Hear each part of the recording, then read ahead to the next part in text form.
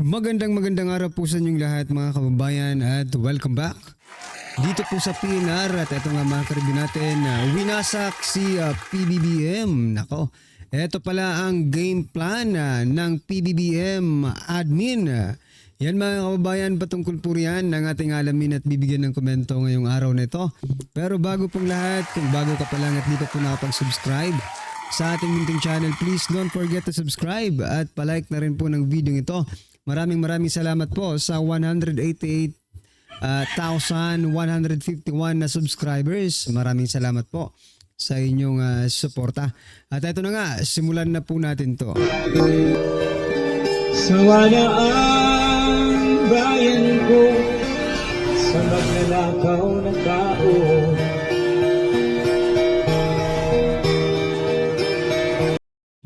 So yan mga kababayan, bago po natin i-play ang video ito, pasadahan muna natin yung mga nagtitrending na mga balita dito po sa mundo ng social media.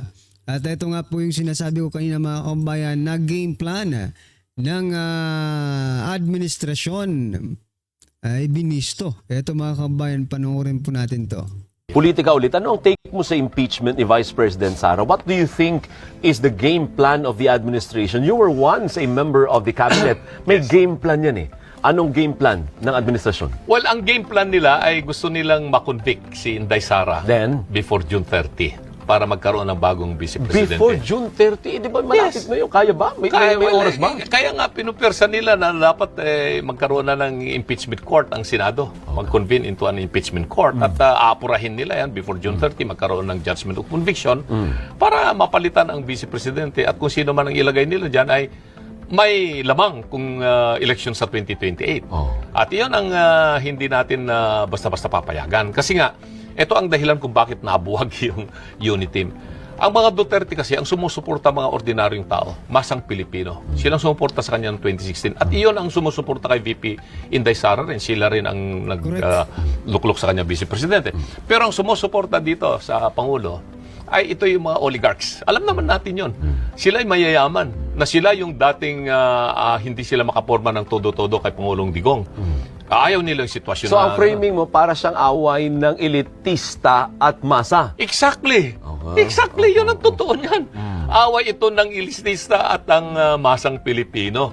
Dahil pag nakabalik si Vice President Sara Duterte, ipagpapatuloy niya yung programa ng kanyang tatay na kailangan unahin natin ang mga maralitang Pilipino at mga overseas Filipino workers.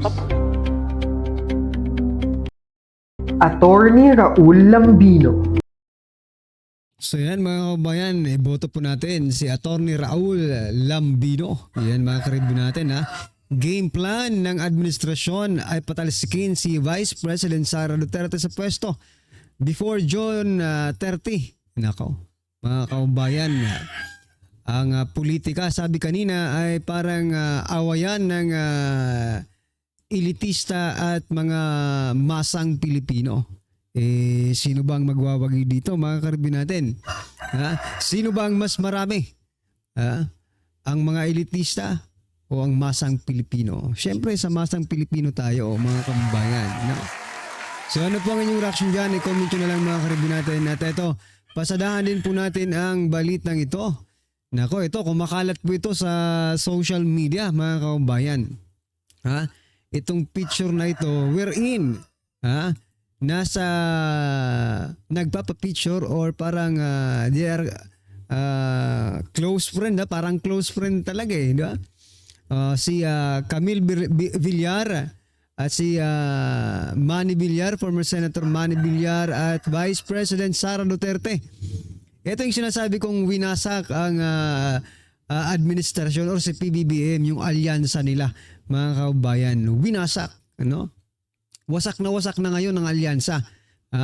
Hindi na sila alyansa ngayon eh. Parang ano na ito, parang wasak na mga kababayan. Pero teka lang. Sabi po dito ni Mark Anthony Lopez, mga karibin natin, pag-isipan natin to. Because this is a crucial vote sa impeachment. To me, the families stand on FPRRD kay former President Duterte and VP Inday Sara Duterte sa major consideration. Camille Villar is the key. Pwede, di ba? Pero, you know what? Tatlo kasi ang Villar. Kapag nanalo ng mga Villar, pag nanalo si Camille Villar, magiging tatlo na po ang senator na Villar, mga kababayan. We're in. Kung boboto po sila kay VP Sara sa impeachment, ay hindi na talaga magwawagi kasi may mananalo rin yung PDP laban. So, wala na. Ano kaya? Eto pa mga ka-review natin. Bukod dyan, meron pa pong isa. Yan VP Sara and Senator Amy Marcos. Anong masasabi nyo dyan mga ka-review natin? Well, anyway, kung iboboto ni Senator Amy Marcos si VP Sara, I think maybe that is the condition kung bakit ganito ngayon ang mga nangyayari, ini-endorso VP Sara, Senator Amy Marcos, tapos si Senator Robin Padilla, in-endorso rin si Senator Amy Marcos. So, ang gusto ko lang i-point out dito mga ka-review natin, bakit ganon? Coming from the Alyansa, pumunta kay VP Sara. Ano ang meron sa Alyansa na hindi po nila nagustuhan? Maging si Lacson, mga kababayan, ay parang iba rin kung magsalita, di ba? Parang hindi rin siya agree sa Alyansa minsan, di ba mga kababayan? Kaya tama lang po yung sinasabi natin na wasak or winasak si PBBM, the Alyansa, mga kababayan. Wala na Parang wala ng Alyansa. Sino lang na sa Alyansa? Manny Pacquiao? Si Manny Pacquiao at yung iba. Na puro mga manggagamit, mga ka-review natin. Anyway, ano pong inyong reaction dyan? I-comment nyo na lang mga kababayan. At eto ang matindi. Sabi po ni Mr. Real Talker, ano to Comelec? Ayan mga karibunan. Sapagkat, sabi po dito mga kababayan, sa post ni Tanjo Di Usog with Attorney Rodriguez and 5 others, may dayaan talaga sa online voting. Bakit iba yung mga lumalabas? Nako po. Iba po ang lumalabas mga kababayan doon po sa kanilang pinindot siguro. Ito po ang mga patunay mga ka-review natin. So, mga Kiko Pangilinan Kiko Pacquiao, Tolentino. So, Tulpo Binbitag, nako po. Ano pa? Parang iba, parang puro tong yung lumalabas dito sa sa result, parang Alyansa, mga kababayan. Boboto ba naman itong si ng Alyansa? Di ba? Ano sa palagay nyo mga ka-review natin? Dapat talagang bantayan ang Comelec. At dapat pong siguraduhin na secured ang mga voting machine mga kababayan sapagkat dyan po nakasalalay ang mga susunod na senador at congressman ng ating bansa. So kung ganitong mayroon palang mga anomalya mga kababayan, dapat po itong ma-resolve agad-agad habang medyo may oras pa. Kasi kung hindi po ito ma-resolve mga kababayan, magkakaroon po ng doubt, yung ating mga kababayan, magkakagulo po pag nagkataon. Paano magkakagulo? Kung for example, yung ibinoto mo hindi nanalo, tapos may ganyan palang issue, di ba? Di magkakagulo talaga. Kaya kailangan talaga bantayan ng Comelec mga ka-review natin. Mas maaga i-resolve nyo na ito Comelec habang mas maaga pa kung ano mong problema dito. Kasi delikado po ito. Baka po magkagulo, yan lang po ang concern ko dito mga karibin natin. Kasi hindi naman ito mga Attorney Vic Rodriguez, no? Ito po ang naging resulta ng kanilang mga voting, no? Online voting yan, mga karibin natin. Well, anyway, what I'm trying to point out here, kailangan i-resolve agad ito ng COMELEC kung, may kung hindi kayo nababayaran. Ano po ang inyong opinion dyan? I-comment nyo na lang po at eto pa. Eto rin si Willie Revillame. Tuluyan nang iniwan si Digong Duterte. Wala, sabi po ni Willie, mga karibin natin, wala akong partido, hindi ako sa gobyerno, hindi ako sa PDP laban, independent ako. Sabi ng TV host at comedian na si Willie Revillame. So kung tuluyan mo nang iniwan si Tatay Digong, isa lang po ang masasabi ko mga kababayan. We don't care. Hindi ka po kawalan kay Tatay Digong. Hindi ka po kawalan kay Tatay Digong. Sabi nga po dito ni Mr. Real Talker, kaya please lang, no to Willie. Bigyan ng jacket yan. Ako po. Sa totoo lang, hindi po kawalan si Willie Revillame kung ayaw niya man kaya former President Duterte. No? Yan. Ano po ang inyong opinion dyan mga karibin natin? Isinare lang po natin. At eto na nga, simulan na po natin pakinggan, panoorin at bigyan ng komento ang video ito. Eto na po. Good news po itong pag-usapan natin.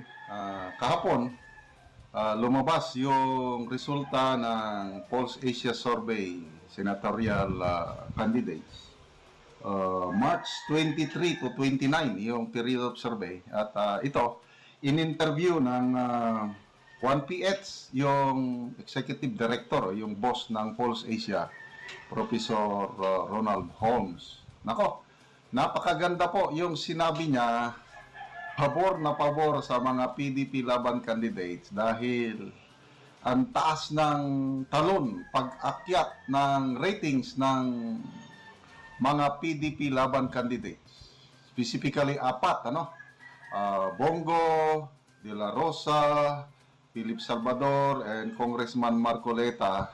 Ang taas ng pag-akyat ng ratings nila, lalo na si Congressman Marcoleta, 12% ang akyat. Samantalang yung mga alyansa candidates, sabi ng Pulse Asia Director, bumaba. So, bakit? Tinatanong, ito ang dahilan, bakit umaangat na ang ating PDP laban candidates. Pakinggan natin ang interview ng 1PH. Yung pinaka-latest nyo Senate survey, biglang yung medyo napansin ko lang, si Bato de la Rosa went up, si Amy Marcos went down further. Yun, ang tanong ko dyan, baka ano po yung observation nyo doon sa development na yan? Yung kay Amy, hindi mo bumaba masyado. Ang Yes. rango lang. Kasi noong February pa, Amy, medyo wala na siya. Pababa na siya. Out of contention na siya noong February. Yung kay Bato, umakit lang bahagya, 5 puntos, 5 percentage points. Ang talagang umakit rito sa survey ay 2 kandidato ng PDP laban. Ito si si Philip Salvador at yung kinatawan ng sakit na si Rodante Marcoleta. So, kung ikukumpara sa Pebrero, silang tumaas at bumaba yung 7 kandidato ng administrasyon. Yun, bumaba. Sa kanilang support Yes. ng Pebrero rin. Erwin Tulfo, si Tito Soto, si Paul Revilla, si Lito Lapid, si Manny Pacquiao. Bakit bumaba si Erwin Tulfo? Di ba laging number 1 yan? Kumusta na yung mga nagsusurvey company dyan na laging number 1 si Tulfo? Baka mawalan kayo ng komisyon.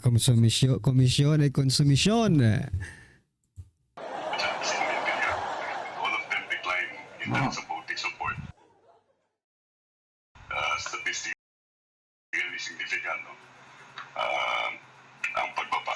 Sir, but what accounts for that shift, or at least at the back Yes. shift? Well, hindi natin makakaila na may lumakapiganapan nung nakaraang buwan na maaari nakapagdulot ng pagbaba ng ilang kandidato na administrasyon o sa kabuuan ng administrasyon kasi hindi rin umangat ang boto ng iba pang kandidato, si Secretary Abalos at si Senator Tolentino. Ito yung pagkaka-aresto sa dating Pangulong Rodrigo Duterte. Ang maaaring naging epekto. Yun. Ang dahilan bakit biglang tumaas ang rating ng PDP Laban. Nagna-number 1 na si Senator Bongo, number 3 na si Senator Boto, pasok na sa Magic 12 Congressman Marcoleta and Philip Salvador. Ang dahilan, yung pag-aresto nila kay Tatay Digong. So ano bang implication nito mga kaubayan sa atin, no? Isa lang po mga karibyo natin at natutuwa po tayo sapagkat ipinapakita lang po dito na mahal pa rin ng taong bayan, no? Si former President Duterte, no? Whether or not his presence ay nakikita sa mga rally-rally, no? As long as nakikita ng tao that you are connected, no? And very avid supporter ng Duterte, ay iboboto ka talaga mga karibyo natin, no? Edi pahiya na naman po ang alyansa mga kaubayan. Pahiyang-pahiya yan. Kung sa akin niya talaga, pahiya po talaga mga karibyo natin sapagkat isipin nyo sila po ang nasa kapangyarihan. They have the resources to make their candidates popular, no? Nasa kapangyarihan sila para i-endorso ng napaka bongga-bongga itong kanilang mga kandidato. Pero anong nangyayari? Yung mga kandidato nila, tinatawag nilang alyansa pero parang watak-watak naman iba talaga, no? Kasi iba-iba kasi ang inyong mga prinsipyo sa buhay. Yung iba, yung prinsipyo dyan, manggagamit lang. Yung iba naman, magnanakaw lang. Kaya yan, iba-iba ang inyong mga prinsipyo. Well, anyway mga karibin natin, ano po ang inyong reaksyon, opinion patungkol po sa video ito? I-comment lang po sa baba para at least alam po ng ating mga kaubayan ang inyong opinion. Maraming salamat po. Please don't forget to like the video. Maraming salamat po. Sawaya ang bayan ko sa magnanakaw na tao.